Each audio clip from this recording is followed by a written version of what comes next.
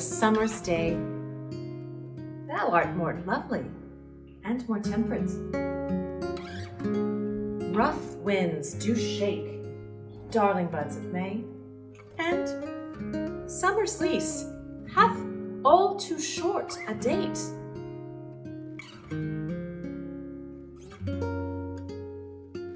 Sometimes too hot the eye of heaven shines, and often is his gold complexion dimmed, and every fair from fair sometimes declines by chance, or by nature's changing course untrimmed.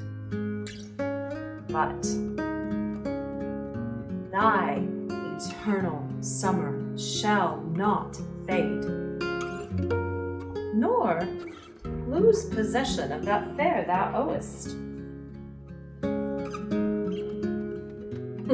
Nor shall death brag thou wanderest in his shade, when in eternal lines time thou growest. So long as men can breathe and eyes can see, so long lives this, and this gives life to thee. This is my favorite sonnet. Always has been. I had to memorize it when I was in acting school, right out of college. And to me, it's a promise that no matter what's happening in the world, there's always going to be spring, and spring represents new life. So no matter what we're going through, no matter what's happening in the world, no matter what season it is, no matter what, there's a promise of beautiful things that summer brings. And summer to me represents life and things that are alive, things that are green and purple and yellow and orange and pink. Oh, I love gardens, I love flowers, and I love to paint them. Shakespeare's always been a little difficult for me to understand, but this sonnet has always spoken to me, and I've understood it in a way that just spoke to me from the very beginning, and maybe it is because I love to paint. So my sonnet is called Shall I Compare Thee to a Summer's Day? And this is my summer's day.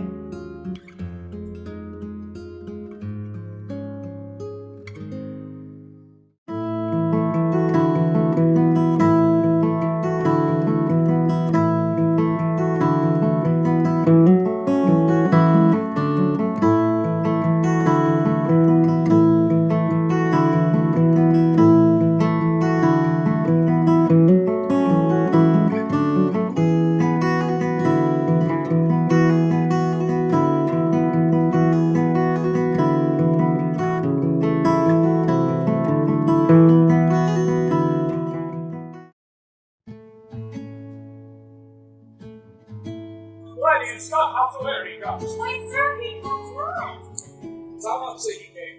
No, that turkey okay. I left the turkey okay. No, sir. I sent his horse comes with him on his back. Why, that's all what?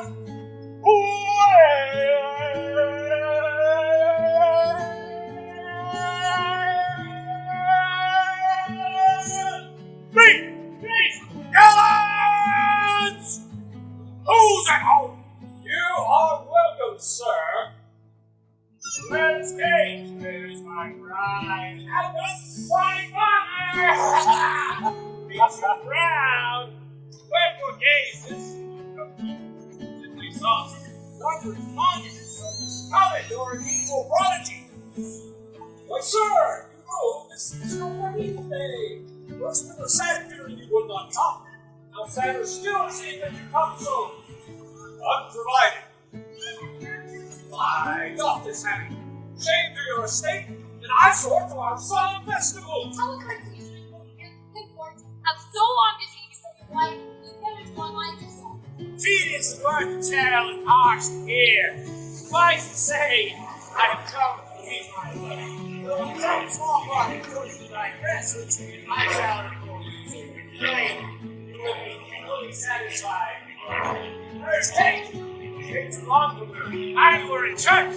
Wife, you love Reverend Rose so much, you will cross the line. Not I, believe me.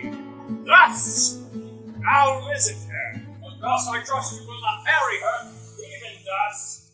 Therefore I have done with words. Does she marry not to my clothes? To my enchantment. I speak tomorrow to my bride. Seal the title, lovely kiss.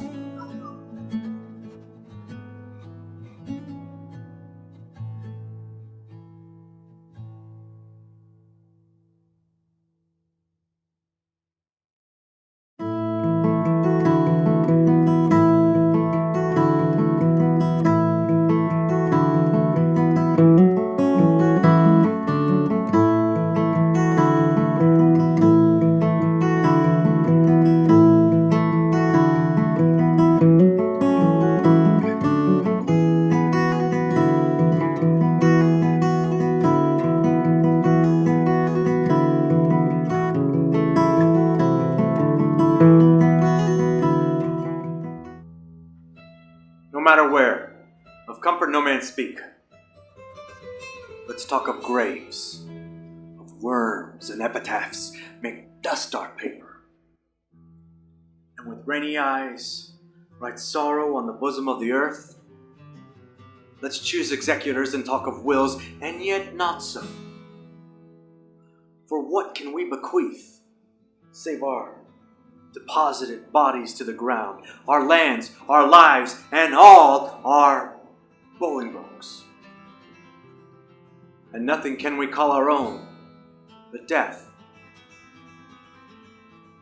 And that small model of the barren earth, which serves as paste to cover to our bones, for God's sake, let's sit upon the ground and tell sad stories of the death of kings, how some have been deposed, some slain and worn, some haunted by the ghosts they have deposed, some poisoned by their wives, some sleeping killed, all murdered. For within the hollow crown that rounds the mortal temples of a king keeps death his court.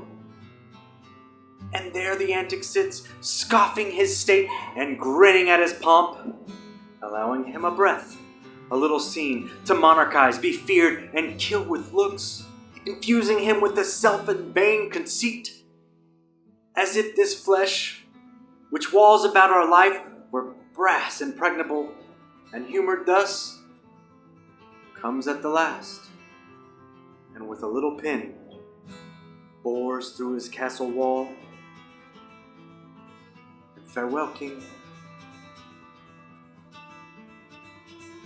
Cover your heads and mock not flesh and blood.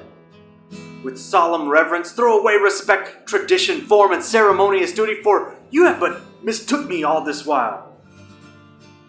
I live with bread, like you, feel want, taste grief, need friends, subjected thus. How can you say to me, I am a king?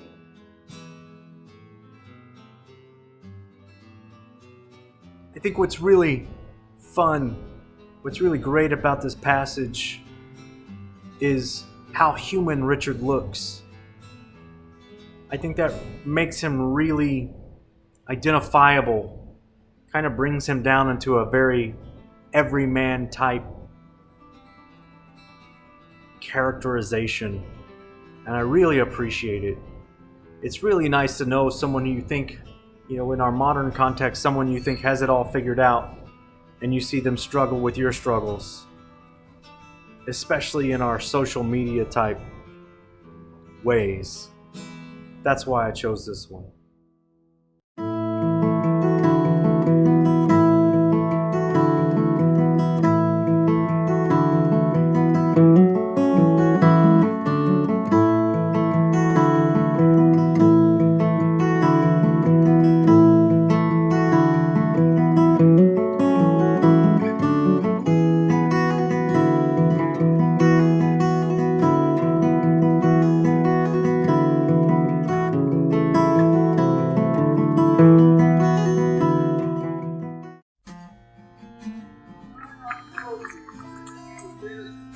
Over the Prince of Claudio, who accused her upon the error which she heard committed. Margaret was in some fault for this, only and against her will. So was I, being so enforced to call Claudio to a reckoning. Daughter, gentlewomen all, withdraw into a chamber, and when I send for you, come hither masked. By now the Prince and Claudio have promised to visit me. Friar, I must entreat your pains, I think. Do what, master? To bind me, or to be undone. I know not which. Master Leonardo, truth be told, your niece does, with an eye of favor, look upon me. That eye she had from my daughter is very true. And I, with an eye of love, requite her. The sight of which you had from me and Claudio and the Prince. But what is your will? Your answer, sir, is enigmatical. But as for my will, sir, my will is that your goodwill and mine be joined today in honorable marriage, for which, good friar, I should need your help. My heart is with you, liking. And with my help. But here comes the Prince and Claudio. Tomorrow to this fair assembly. Tomorrow, Prince. Tomorrow, Claudio. Here attend you.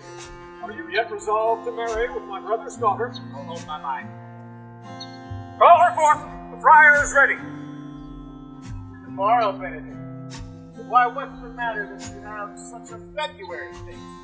You're full of frost, storm, and cloudiness, that make you think upon the Sabbath call. Hush, fear not, man. We'll tempt thy horns with gold, and all Europa shall rejoice at thee, as Europa once did at lusty Jove when he would play the noble beast in love. Old Jove, sir, had an amiable low, and some such strange foe left your father's calf, and by that noble feat, a calf just like you, for you have just its feet. For this I owe you. Here comes other reckonings. Which is the lay embassy upon? The same as she. I to give her to you. Why then she is mine. So, that you shall not, if you take her hand, or this friar, swear to marry her. Your hand before this holy friar. I am your husband if you like. And when I lived, I was your other wife. And when you loved, you were my other husband. Another hero? Nothing certain. One hero died child, but I do live it. Surely I live. Former hero, hero that is dead. She died, my lord, but whilst her slander lived. False this amazement can I qualify. But after the holy rites are ended, I will tell you largely of their hero's death. Meantime, let wonders seem familiar, and presently to the chapel. Soft and fair friar, which of these is Beatrice? I answer to that name. What is that will? Do not you love me? No. No more than reason. Then, Tracy, Claudio, your uncle, deceived, but they swore that you did. Not you love me. Trust no more than reason. Well, then my cousin, Margaret and Ursula are much deceived, for they did swear you did. They swore you were almost sick for me. They swore you were almost well nigh dead for me. 'Tis no such matter. Then you do not love me. No, but it's really recompense. Come, cousin.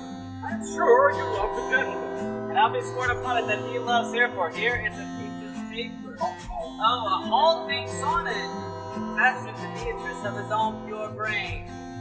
And, here's another. Printed by cousin, stolen from her pocket.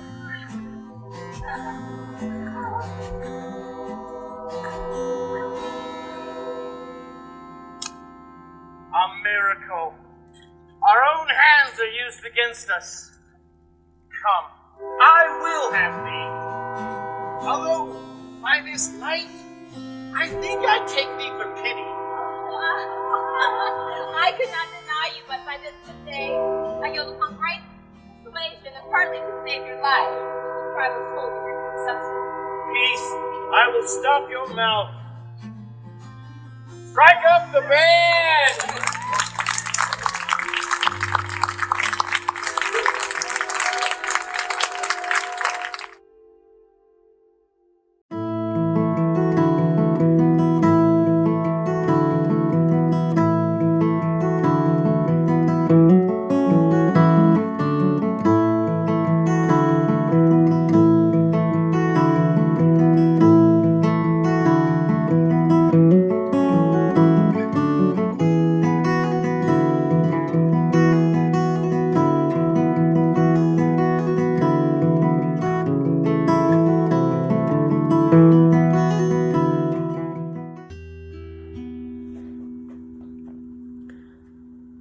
quality of mercy is not strained. It droppeth as a gentle rain from heaven to the place beneath. It is twice blessed. It blesses him that gives and him that takes. 'Tis mightiest in the mightiest.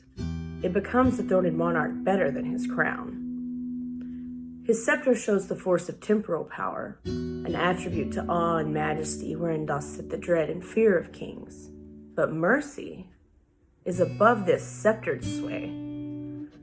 It is enthroned in the hearts of kings. It is an attribute of gods, and earthly power does show likest gods when mercy seasons justice. Therefore, Jew, consider this, that in the course of justice, none of us should see salvation. We do pray for mercy, and that prayer doth teach us all to render the deeds of mercy. I spoke thus to mitigate the justice of thy plea. For if thou follow, this strict court of Venice must needs give sentence against the merchant there. So that was Portia's monologue from The Merchant of Venice, Act 4, Scene 1. She is a female dressed up like a male, pretending to be a lawyer to save her boyfriend's fiance, Antonio, who is the merchant that is referenced at the end of that monologue. I chose that monologue because we had planned on doing The Merchant of Venice this summer, and it's one of my favorite plays from Shakespeare. So I encourage you to experience this play. If you don't read it, there is a watchable Hollywood rendition of it with Al Pacino in it that is pretty good. So thank you for participating in the Summer Shakes program, and I hope you're well.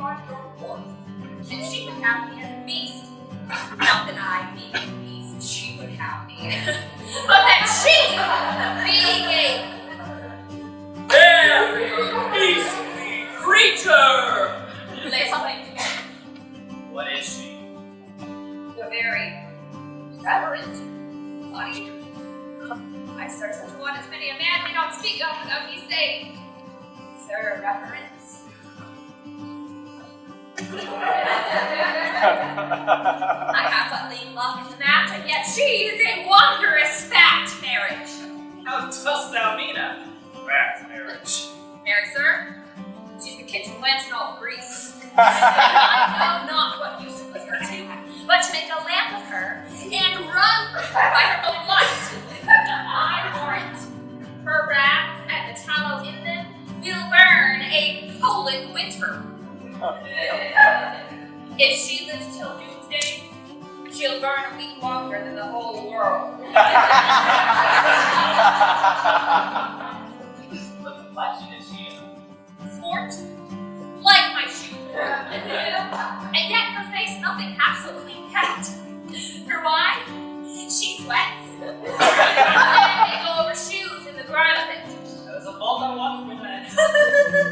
No. 'Tisn't great. No, its blood could not do it. What's her name? No.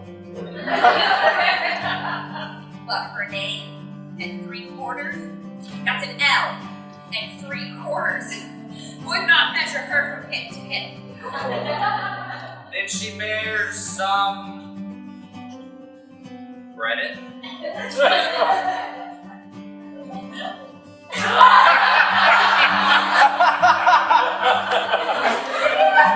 No longer from head to foot, then from hip to hip. She is spherical, like a globe. Like my old puppy. In what part of her body stands Ireland? There, sir. In her butt. Hey. Found it out by the bogs. Where? Scotland. I found it by the fairness. Hard. In the palm of her hand. Where? France. It stood her forehead. Armed and reverted. Making war against her hand. Where? I looked for the chalky place, but I could find no whiteness in them. So I guess it stood her chin by the salt root that ran between France and it. Where? Spain. Okay, I saw it not, but I felt it. Where? America. Enemies. Oh, sir, it stood upon her nose.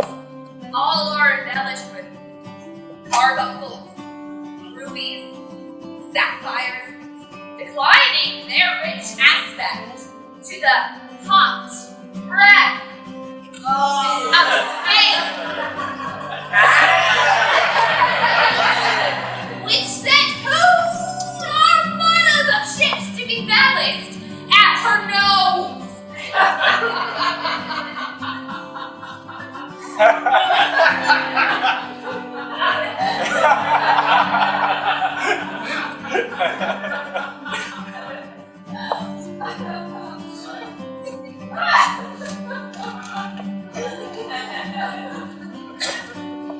Where?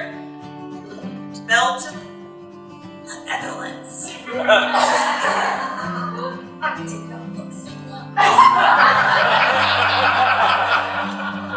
To conclude, this Strador diviner laid claim to me, called me Dromio, swore I was assured to her, told me what pretty marks I had about me, as the mark of my shoulder, the wart on my chin, the great mole of my left arm, that I, amazed, ran with her as a witch.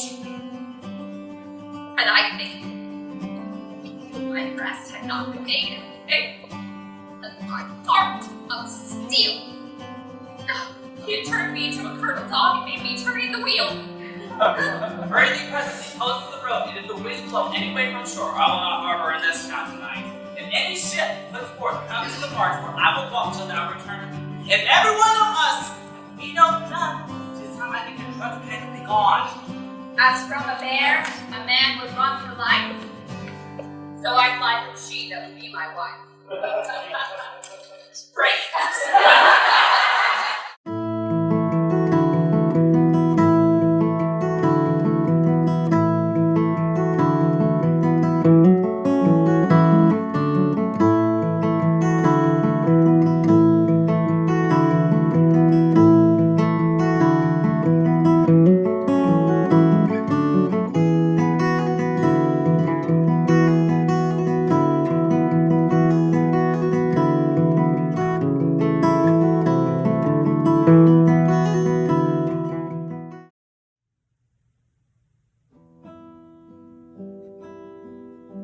Is this dagger I see before me? The handle towards my hand? Come, let me clutch thee.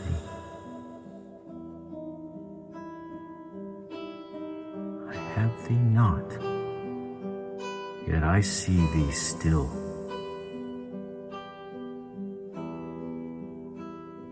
Art thou not, fatal vision, as sensible to feeling as to sight? Or art thou but a dagger of the mind? A false creation, proceeding from a heat oppressed brain? I see thee now in form as palpable as this, which now I draw.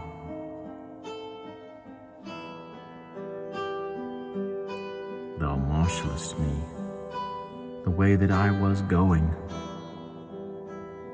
and such an instrument I was to use.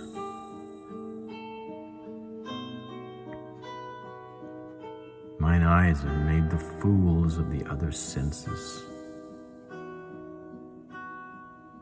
or else worth all the rest. I see thee still, and on thy blade and dudgeon gouts of blood which wast not so before.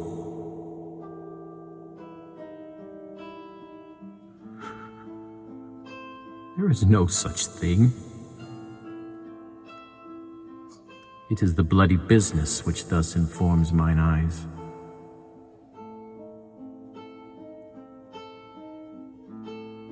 Now, o'er the one-half world, nature seems dead, and wicked dreams abuse the curtained sleep. Witchcraft celebrates pale Hecate's offerings, and withered murder, alarmed by his sentinel the wolf, whose howls his watch thus with stealthy pace, with Tarquin's ravishing strides towards his design, moves like a ghost.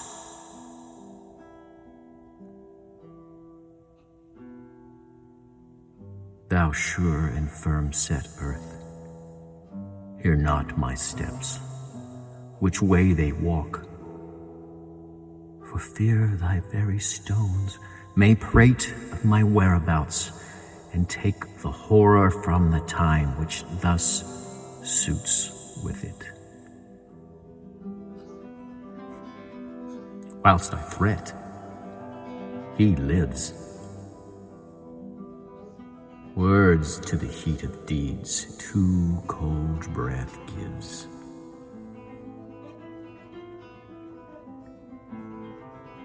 I go, and it is done.